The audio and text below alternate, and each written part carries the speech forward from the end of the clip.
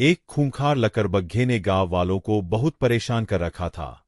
रात में वह चुपके से गांव में घुस आता, कभी किसी पशु को मारकर उठा ले जाता, कभी किसी बच्चे को। लकड़बग्घे मारने की गांव वालों ने बहुत कोशिश की, पर वह हाथ नहीं लगा। बाहर से शिकारी भी बुलाए गए, लेकिन वे भी उसे मारने में असफल रहे। चारों ओर से निराश गांव वालों ने सोचा चलकर बुजुर्गों से सलाह लेनी चाहिए।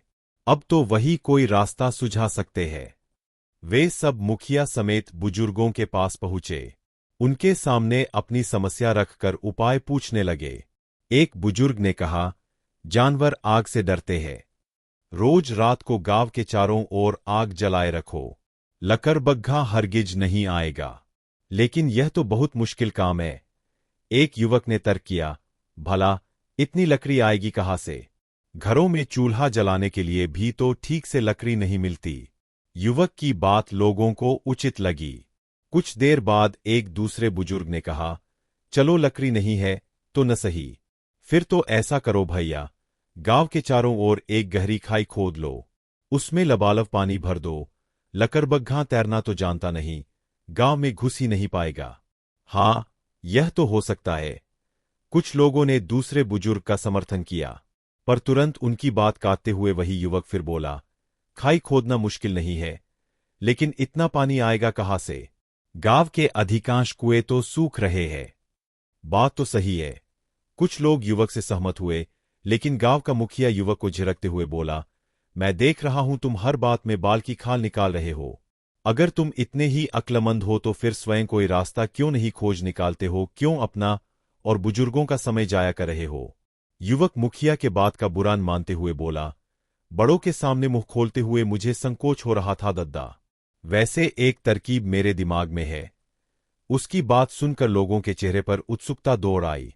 कुछ सोचते हुए वह बोला, एक भारी भरकम पिंजरा तैयार करवाइए जो अपने आप बंद हो जाता हो।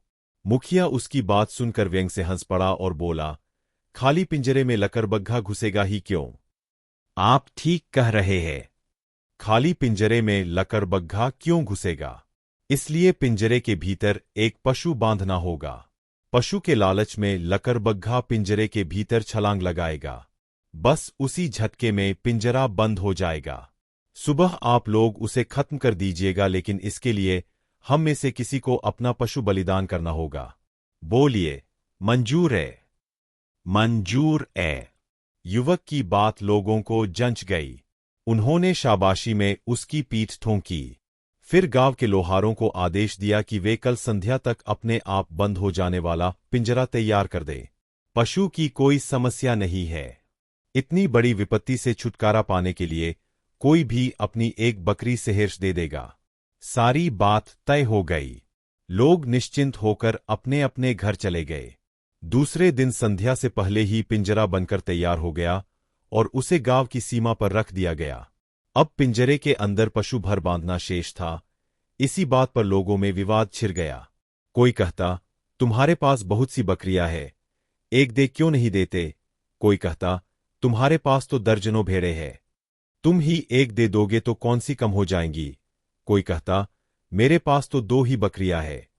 जरा सोचो, अगर मैं उनमें से एक लकड़बग्घे की भेंट चरा दूं तो मेरे छोटे छोटे बच्चे दूध के लिए नहीं तरस जाएंगे? इस तू में कोई फैसला न हो पाया। अंधेरा घिरने लगा। बात को कल पर टालकर लोग अपने अपने घरों को चल दिए। लोगों की क्षुद्रता पर युवक का मन खिन्न हो उठा। अपने झोंपड़े में लौटकर वह विचार करने लगा। लकड़बग्घा हर रात किसी न किसी की जान लेकर रहता है। आज भी वह किसी को अपना आहार बनाएगा। हालांकि कल अवश्य कोई न कोई अपने पशु की बलि देने के लिए राजी हो जाएगा, लेकिन अनिश्चय के कारण आज व्यर्थ ही एक निर्दोष को अपने प्राण गंवाने होंगे। उसने सोचा, अपने पशुओं के प्रति लोगों का मोह स्वाभाविक है। वे उन्हें अपने बच्चों की तरह प्यार करते हैं। इसीलिए लकड़बग्घे को भेंट चराते हुए उन्हें कष्ट हो रहा है, तो क्यों न वह स्वयं पिंजरे में जाकर बैठ जाए। लकड़बग्घा उसे खा जाएगा, लेकिन गांव वाले तो इस भयानक मुसीबत से छुटकारा पा जाएंगे। फिर वह अनाथ है, उसके मरने से किसी को कष्ट भी न होगा, उल्टे सबका भला ही होगा और उसका जीवन भी सार्थक हो जाएगा। युवक तुरंत पिंजरे में जाकर बैठ गया और लकड़बग्घे के आने की प्रतीक्षा करने लगा। सुबह जब वह गांव वाले शौचादि के लिए खेतों की ओर निकले तो अनायास उनकी दृष्टि पिंजरे की ओर गई। पिंजरे में बंद लकड़बग्घे को देखकर वे हैरान रह गए। भागे भागे पिंजरे के पास पहुंचे। भीतर का दृश्य देखते ही उनकी आंखें विस्मय से फट पड़ी। युवक की अधखाई लाश पिंजरे के भीतर पड़ी थी और लकड़बग्घा अपनी मौत की घड़ियां गिन रहा था। सभी की गर्दनें लज्जा से झुक गईं, आंखें भीग गईं।